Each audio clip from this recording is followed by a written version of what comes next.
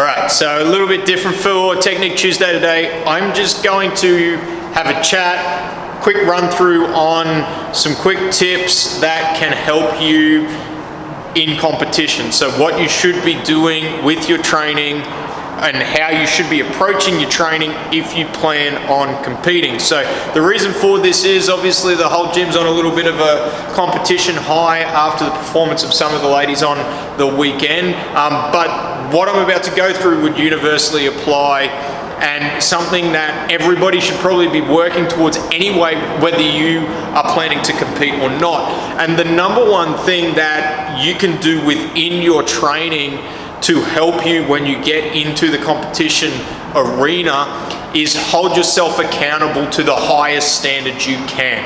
And what I mean by that is, if we take something as simple as just an air squat or a body weight squat, generally if we're doing a CrossFit competition or we're trying to fast exercise for time, the standard for that would be for me to squat, the crease of the hip would need to go below the top of my knee, and then I need to come to full extension at the top. So if I'm in a competition and I'm not quite hitting range, I'm not quite getting below parallel, or I'm not quite standing up at the top before I go down, depending on what type of judge you have, you may get no rep. And when it comes to competition, those no reps are super costly. So in order to make sure that that doesn't happen in competition, when you're in your training, you want to make sure that every rep you do in training is held to the same standard.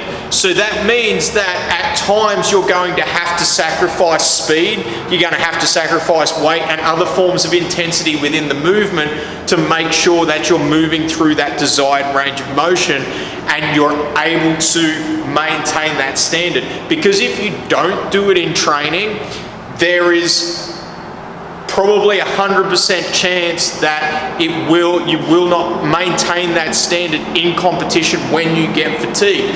Most of the time people are going to fall to the level of their training, and that's a fairly universal rule, not only in CrossFit competitions but in most sport. If you talk to most sports coaches, the guys that are good in training are generally the guys and girls that are good within the game. So the number one thing that you can do in your training, whether it's here, whether it's on the field, which is going to help you come game day or help you come competition time, is uphold the standard, maintain that. If it's a CrossFit competition, maintain that range of motion, maintain the movement standards. If you're not sure what they are or what they are going to be, talk to the coach. They'll be able to let you know.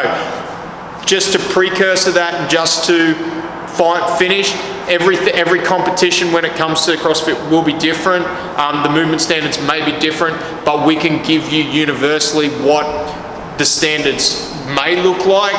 But as I said, whether you're looking to compete or not, holding yourself accountable to the standard and making sure that every single rep you do is the same over and over and over again, and it is done maintaining really good posture and position, is not only going to help you if you plan to compete, it will help you if you do not plan to compete.